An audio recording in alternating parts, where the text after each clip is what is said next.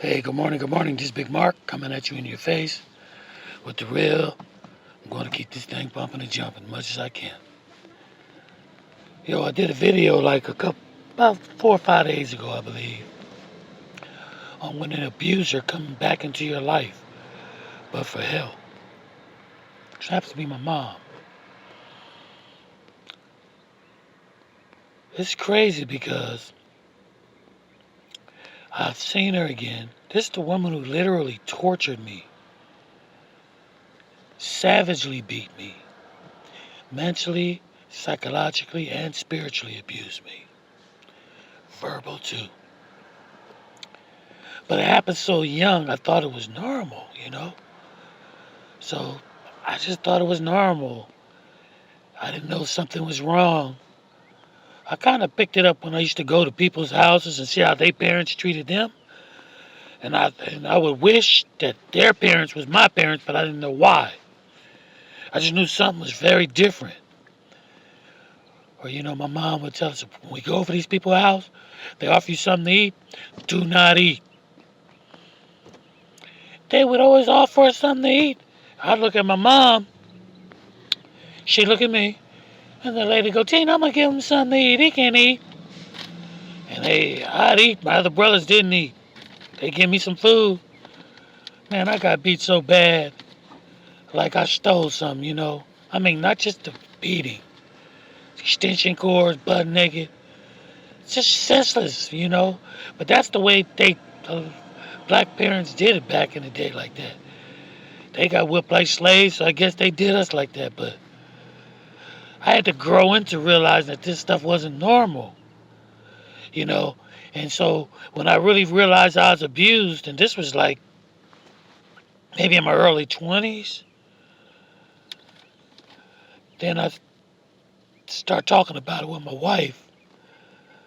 I had to make some changes. I had to get counseling.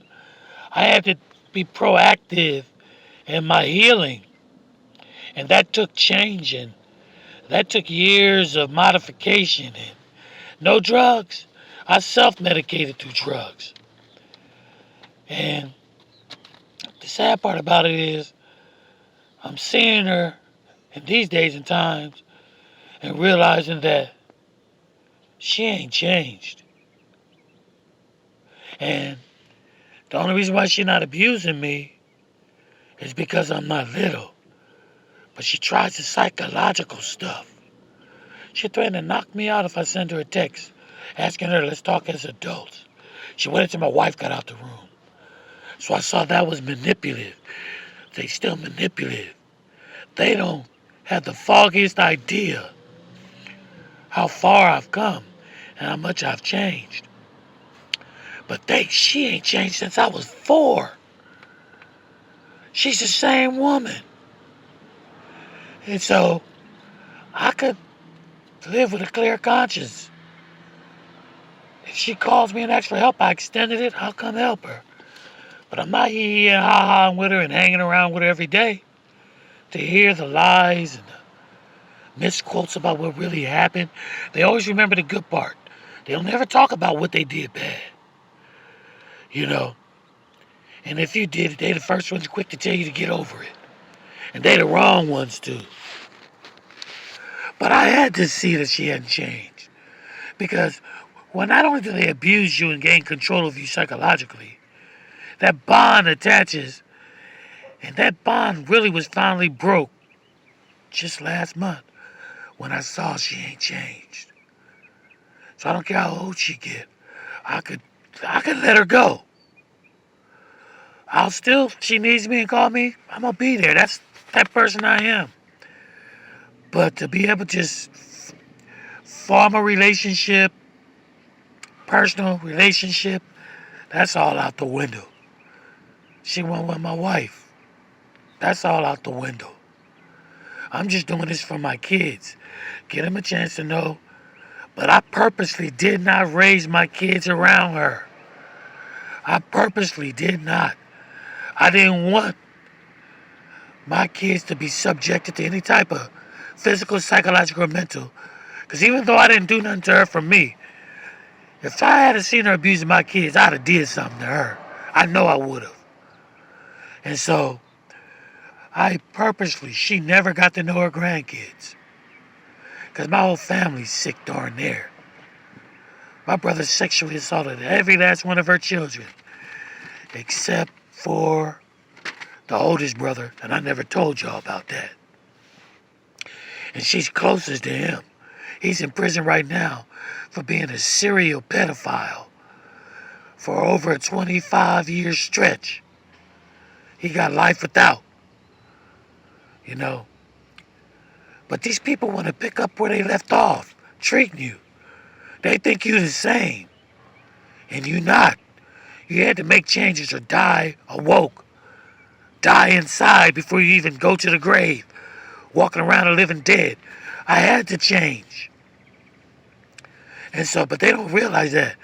And they haven't changed, so they want to pick up where they left off, and they want to think they know you. And they don't. And you have to find articulate ways to let them know they don't. Without withholding your integrity. You don't want to try to take vengeance. I'm not. Because abusers usually die alone. And she's in her own prison, no matter where she go.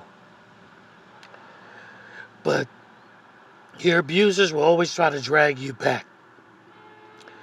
Because sad to say, for the most part, not always, once an abuser, always abuser. Now, if you're an abuser of children, oh, that's severe. I don't think that could be curable. That's not curable. That's just sinister. That's devilish. That's satanic. And so don't let them drag you back. People that think they know you, and you went off to college or something, and you went through a progression in your life, progress and development. You've healed, and they want to, oh yeah, you the same. No, I'm not. And so they'll try to think they could do the same old little tricks they used to do. I just looked at her in pity. I used to have a lot of compassion, and the compassion is gone. But I pity her. I feel sorry for her. Because they still gonna always blame you because you don't come around them. Hey girl, be quiet. She barking at cars and motorcycles. Come here, Lundy. Come here.